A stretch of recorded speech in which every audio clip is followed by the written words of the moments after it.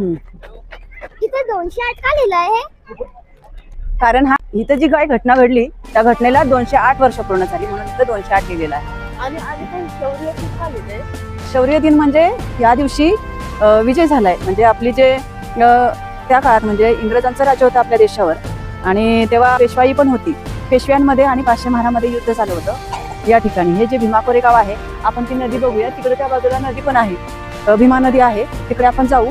त्या नदीमध्ये युद्ध झालं होतं. त्या युद्धामध्ये 500 महार म्हणजे ज्याला एक शूरवीरांची जात समजलं जात होतं त्या काळी आणि आता सुद्धा 500 महार होते. ते 500 महार पेशव्यांच्या सोबत लढले होते आणि ती लढाई रात्री पहाटे 31 डिसेंबरच्या रात्री पहाटे 4 वाजल्यापासून इकडे चालू होती. भीमा नदीच्या किनाऱ्याला एकदम युद्ध सुरू होतं आणि पूर्ण नदी रक्ताची नदी वाहत होती. असं ते युद्ध सकाळी पहाटेपर्यंत सुरू होतं आणि पहाटेपर्यंत सुरू असणारं ते युद्ध सकाळी 1 तारखेला संपलं. आणि त्यावेळी आपले जे 500 महार होते त्यातले 21 शहीद झाले होते. मी वाचले किती 479 महार वाचले.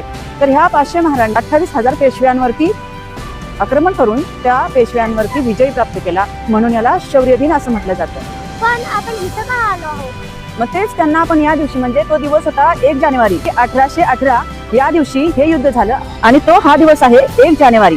तर ह्या 1 जानेवारीला डॉक्टर बाबासाहेब आंबेडकर सर्वात पहिले 1 जानेवारी 1927 ला इथे आले आणि बाबासाहेबांनी सर्वात अगोदर इथे मानवंदना केली. हा इतिहास बाबासाहेबांनी आपल्या समोर मांडला म्हणून आपल्याला माहित झालं की हे शौर्य दिन काय आहे. बाबासाहेबांमुळे माहित झालं. पहिले बाबासाहेब इथे यायचे आणि मग तेव्हापासून आपण या ठिकाणी येत असतो.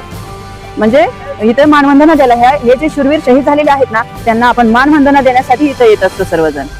तुला पण हा युद्ध का झाला होता? ते युद्ध अशासाठी झालं की जेव्हा आपल्याला कसलाही अधिकार नव्हता. या देशामध्ये आपल्याला शूद्र लेखलं जात होतं. माणूस असून सुद्धा माणसासारखा असून सर्व काही माणसासारखा हात पाय नाक तोंड डोळे रक्त सुद्धा सगळ्यांचं समान असून सुद्धा आपल्याला तो अधिकार नव्हता आणि अधिकार नसल्यामुळे आपला समाज एकदम गुलामगिरीमध्ये आपल्यावर आपण गुलाम होतो त्या काळी. तर अशा वेळी पेशवे जे होते ते आपल्यावर राज्य करायचे, आपल्यावर अधिकार गाजवायचे आणि इंग्रज होते ते आपल्याला चांगलं म्हणजे इंग्रज थोडेसे आपल्या त्याच्या इंग्रजांना जातीभेदाचं घेणं देणं नव्हतं. त्यांना कामाचं घेणं देणं होतं. त्यांच्यासाठी जो कोणी महत्वाचं काम करेल कामगिरी करेल कष्टाचं शौर्याचं ते त्यांच्यासाठी माणसं होते. जातीभेदाला विचारत नव्हते. आणि आधी महाराजांनी विचारलं होतं पेशव्यांना की तुम्ही आम्हाला आमचा अधिकार देणार आहात का. तेव्हा पेशवे म्हणाले सुईच्या टोकावर बसले एवढा सुद्धा तुम्हाला अधिकार आम्ही देणार नाही आहोत. असं म्हटल्यावर ते 500 महार चिडले आणि त्या ब्रिटिश इंग्रजांच्या बाजूने पेशव्यांच्या विरोधात ते युद्ध हे लढले होते हे भीमा कोरेगावचं.